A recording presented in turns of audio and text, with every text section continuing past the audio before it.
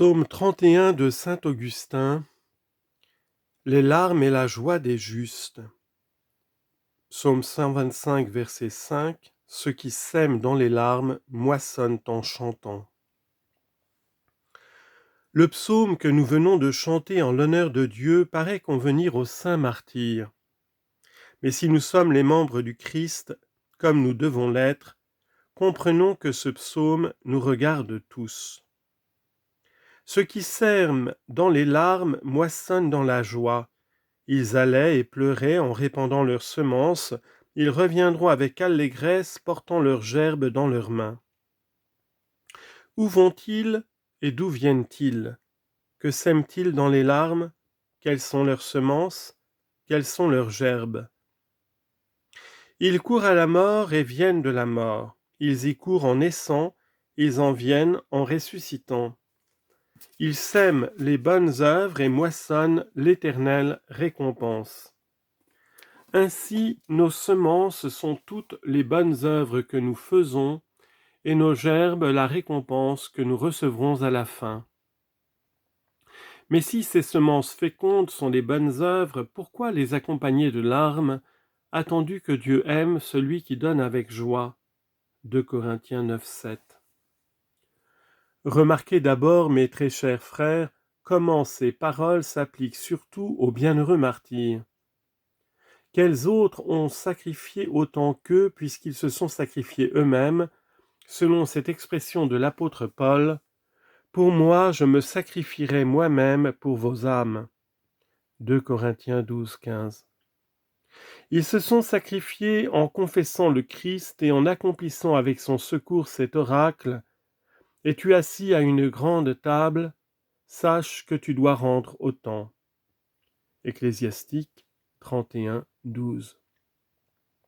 Quelle est la grande table, sinon celle où nous recevons le corps et le sang du Christ?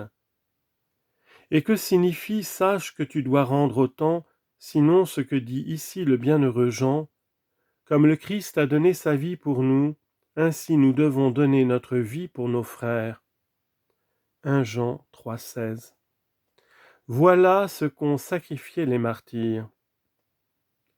Mais ont-ils péri après avoir été rassurés par le Seigneur sur le sort même d'un seul de leurs cheveux?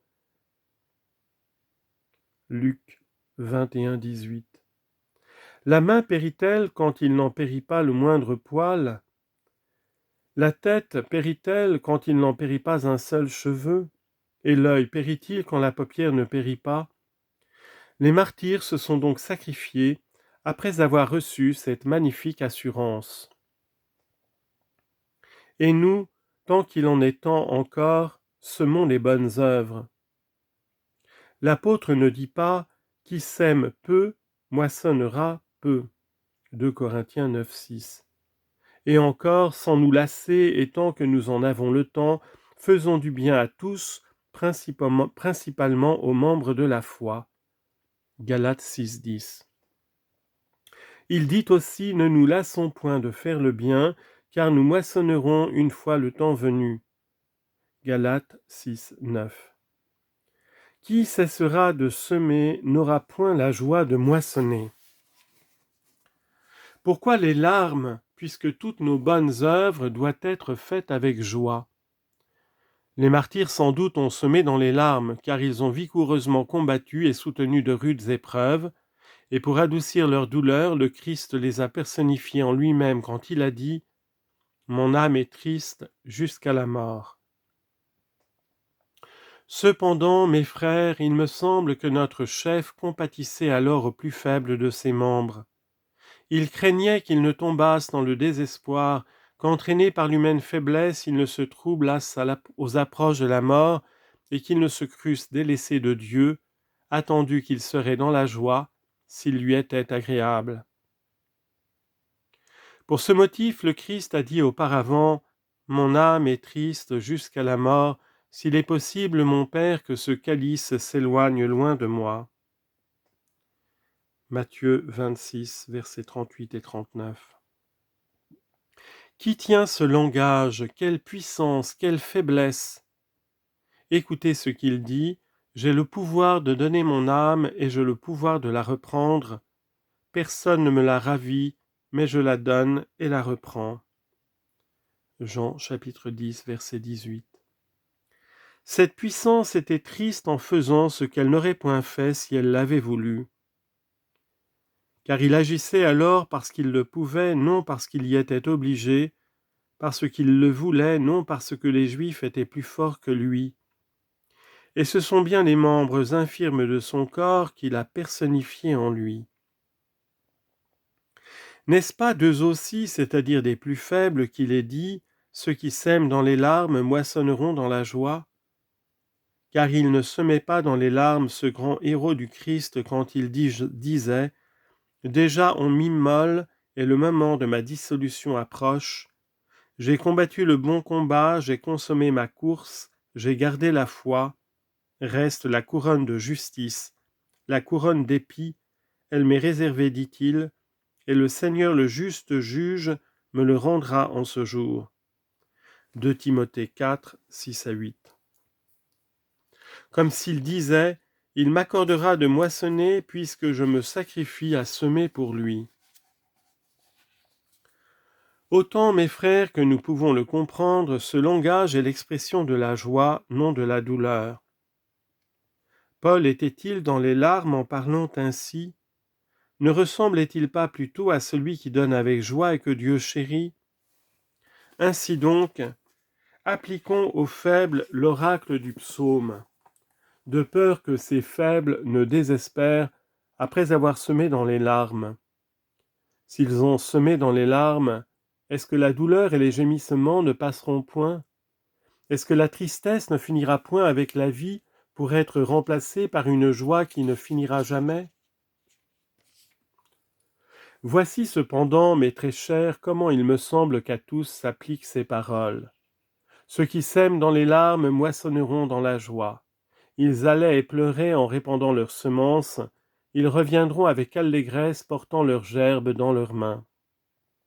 Écoutez donc, peut-être me sera-t-il possible, avec l'aide du Seigneur, de vous expliquer comment on peut dire de tous qu'ils allaient et pleuraient. Dès notre naissance, nous marchons. En effet, qui s'arrête? Qui n'est forcé de marcher en entrant dans la vie? Un enfant vient de naître, en se développant il marche, il ne cessera de marcher qu'à la mort.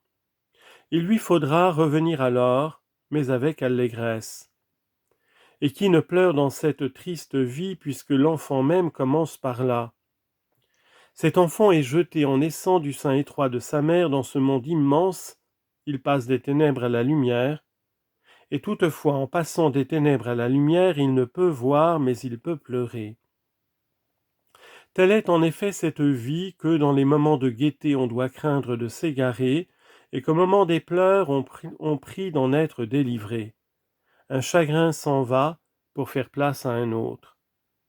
Les hommes rient et ils pleurent, et il faut pleurer surtout de ce qui les fait rire. L'un pleure, un dommage éprouvé par lui, l'autre pleure la gêne qu'il endure, car il est dans les cachots. Un autre encore pleure la mort de l'un de ses plus chers amis. Celui-ci pour une chose, celui-là pour une autre. Et le juste? Il pleure d'abord de tout cela, car il pleure avec mérite ceux qui pleurent sans mérite.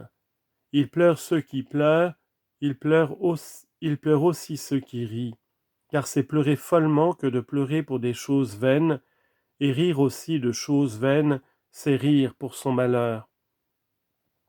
Le juste pleure partout, il pleure donc davantage. Mais ils viendront avec allégresse portant leurs gerbes dans leurs mains. Vois-tu ici la joie de l'homme juste lorsqu'il fait le bien? Sans doute il est alors dans la joie, car Dieu aime celui qui donne avec joie. 2 Corinthiens 9, 7. Quand donc pleure-t-il? Quand il demande de faire ses bonnes œuvres. Le psaume a voulu recommander la prière aux saints, la prière aux voyageurs, la prière à ceux qui se fatiguent sur ce chemin, la prière à ceux qui aiment, la prière à ceux qui gémissent, la prière à ceux qui soupirent après l'éternelle patrie, jusqu'à ce que les affligés d'aujourd'hui soient heureux de la voir. Car mes frères, tant que nous sommes dans ce corps, nous voyageons loin du Seigneur. 2 Corinthiens 5, 6. Et voyager sans pleurer, ce n'est pas soupirer après la patrie. Si tu la désires réellement, répands des larmes.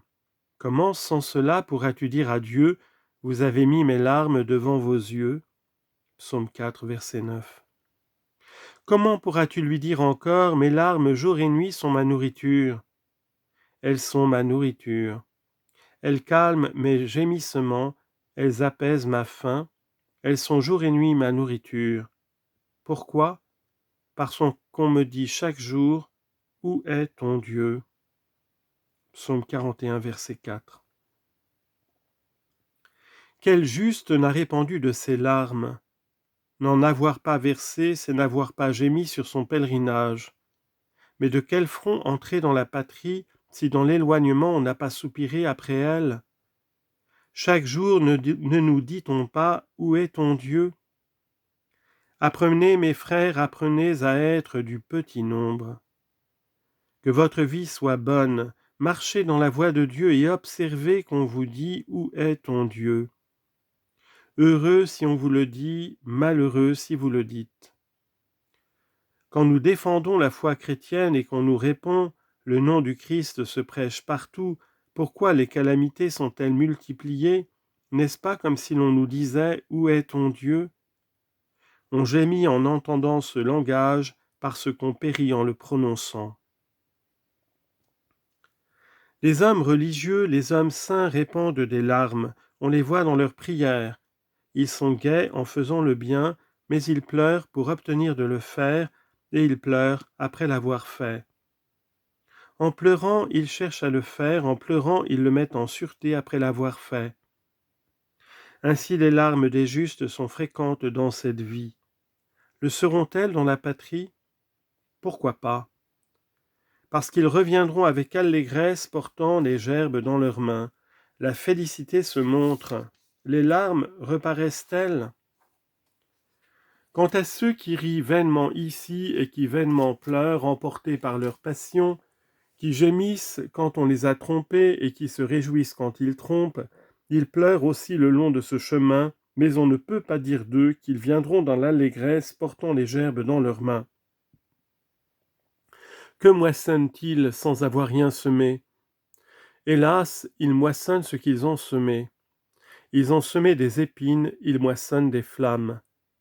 Ils ne verront pas des larmes à la joie comme les saints qui allaient et pleuraient en répandant leurs semences et qui viendront dans la joie. Infortunés, ils passent des larmes mêlées de quelque joie, aux larmes privées de toute joie. Et que deviendront-ils ? Où vont-ils après la résurrection ? Où ? N'est-ce pas où a dit le Seigneur, « Liez-lui les mains et les pieds, puis jetez-le dans les ténèbres extérieures » Et ensuite, crois-tu que ces ténèbres soient sans douleur, qu'ils iront à tâtons sans souffrir, qu'ils seront privés de la vue sans être tourmentés ? Nullement. Il n'y a pas là que des ténèbres. Les malheureux ne sont pas seulement dépouillés de ce qui faisait leur joie, on leur inflige aussi de quoi les faire éternellement gémir. Ne méprise pas ces ténèbres, ô homme perdu de débauche, toi qui pour te livrer à tes œuvres coupables, à tes honteux adultères, recherche plutôt les ténèbres que tu n'as en horreur et te livre à plus de joie quand les flambeaux sont éteints. Car ces ténèbres qui t'attendent ne sont pas compatibles ni avec la joie, ni avec le plaisir, ni avec les voluptés et les délectations des sens. Quelles seront-elles donc ? Là où il y aura pleurs et grincements de dents. Le bourreau frappe sans relâche le coupable est frappé. Le bourreau tourmente sans se fatiguer, le coupable est tourmenté sans mourir. Ainsi des larmes éternelles à ceux qui ont mal vécu, au sein d'éternelle joie quand ils viendront avec allégresse portant leurs gerbes dans leurs mains. Car au temps de la récolte, ils diront à leur Seigneur, « Avec votre secours, Seigneur, nous avons accompli vos ordres, daignez accomplir vos promesses. »